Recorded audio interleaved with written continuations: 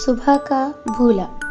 گاڑی میں بیٹھتے ہی نوشیروان کے والد نے اپنی گاڑی کی اسپیڈ ایک دم تیز کر دی تو نوشیروان کی والدہ چیخیں، آہستہ چلائیں گاڑی، آہستہ۔ اب بھائی سلمہ، تمہیں پتہ ہے نا چائنیز ریسٹورنٹ 3 بجے بند ہو جاتے ہیں اور 2:15 ہو چکے ہیں۔ میں چاہتا ہوں کہ 2:30 بجے تک ہم لوگ ریسٹورنٹ پہنچ جائیں تاکہ بچوں کی چینی کھانا کھانے کی فرمائش پوری ہو جائے۔ نوشیروان کچھ تذبذب کا شکار لگ رہا تھا۔ وہ سفر کے دوران بھی چپ بیٹھا تھا۔ یہ ممکن نہ تھا، مگر اس وقت وہ حیرت انگیز طور پر خاموش تھا اور شاید کچھ پریشان بھی۔ چلو بچوں، شاباش، جلدی سے اترو، نوشیروان کے ابو نے کہا۔ ریسٹورنٹ میں داخل ہوتے ہی نوشیروان کے چہرے پر وہ خوشی اور مسرت نہ تھی جو عام طور پر کسی ریسٹورنٹ میں کھانا کھاتے ہوئے اس کے چہرے پر عیاں ہوتی تھی۔ میز پر بیٹھتے ہی اس نے پانی کا گلاس پکڑا اور گٹاگٹ پی گیا۔ اس کی ماما بڑی سنجیدگی سے اس کے بدلے ہوئے انداز پر غور کر رہی تھی، مگر انہیں کچھ سمجھ نہیں آ رہا تھا۔ انہوں نے دیکھا اس کی جیب کچھ پھولی ہوئی ہے۔ چونکہ 3 بجنے والے تھے، اس لیے ویٹر بھی جلدی جلدی کام کر رہے تھے۔ نوشیروان کے پاپا کھانے کی رفتار زیادہ تھی، مگر اس کی ماما اور خود نوشیروان بھی آہستہ آہستہ اور کچھ سوتے ہوئے کھانا کھا رہے تھے۔ اس کی ماما کچھ پریشان بھی ہو گئیں جب انہوں نے دیکھا کہ نوشیروان ان سے آنکھیں چرا رہا تھا۔ اس کا یہ رویہ معمول سے کچھ ہٹ کر تھا۔ جی پاپا، بڑا مختصر سا جواب تھا نوشیروان کا، حالانکہ اس کے پاپا ایک خوش کن تفصیلی جواب کے منتظر تھے۔ ویٹر کی پھر تیاریاں بتا رہی تھیں کہ انہیں ریسٹورنٹ میں آئے مہمانوں کو جلد جلد فارغ کرنا ہے۔ گاڑی میں بیٹھتے ہی اس کے پاپا بول پڑے، بیٹا لگتا ہے آپ کچھ پریشان ہیں۔ نہیں پاپا، پھر وہی مختصر اور لاتعلق سا جواب اور خاموشی۔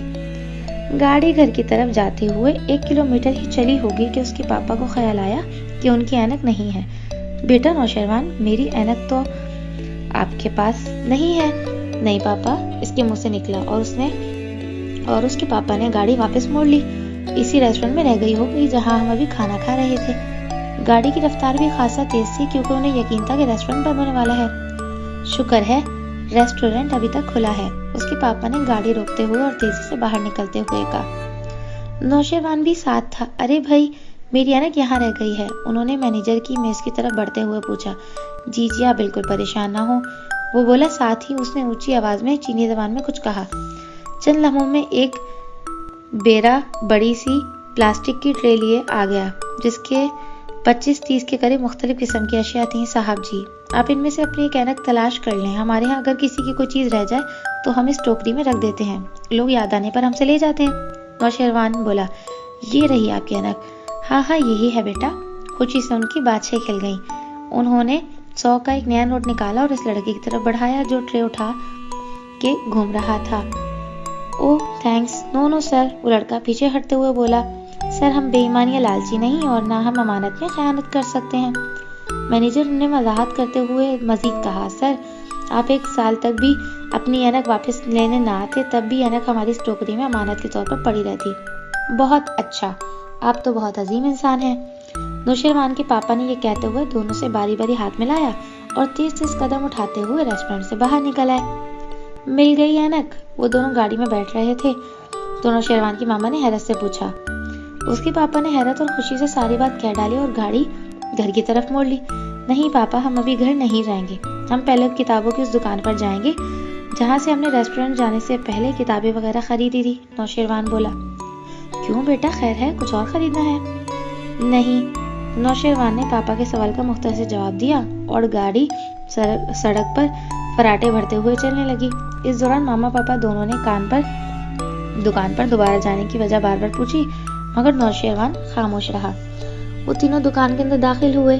کیش کاؤنٹر پر نوشیروان نے رکتے ہی اپنے کوٹ کی جیب سے انگریزی نظموں کی ایک چھوٹی سی کتاب نکالی اور میز پر رکھ دی۔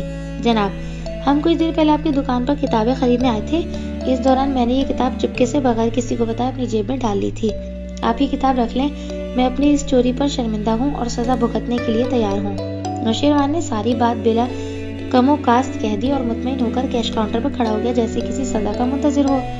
دکان کا مالک اپنی کرسی سے اٹھا اور کاؤنٹر چھوڑ کر باہر گیا۔ اس نے نوشیروان کی پیشانی چوم لی اور وہ کتاب واپس دیتے ہوئے کہا، بیٹا یہ بھی کتاب میری طرف سے بطور تحفہ قبول کر لو، صبح کا بھولا اگر شام کو واپس آ جائے تو اسے بھولا نہیں کہتے۔ نوشیروان بولا، نہیں جناب، میں اس کتاب کی قیمت ادا کروں گا۔ قیمت ادا کرنے کے بعد وہ تیزی سے دکان کی سیڑھیوں سے نیچے اتر رہا تھا، جیسے بہت بھاری بوجھ اس کے سر سے اترا ہو۔ اس کے ماما پاپا مسکراتے ہوئے پیار سے دیکھتے رہے۔ ہمارے چینل فن فٹ کو سبسکرائب کیجیے، ویڈیوز کو لائک اور شیئر کیجیے اور ہمارے ساتھ جڑے رہنے کے لیے بیل آئیکن کو دبانا نہ بھولیے۔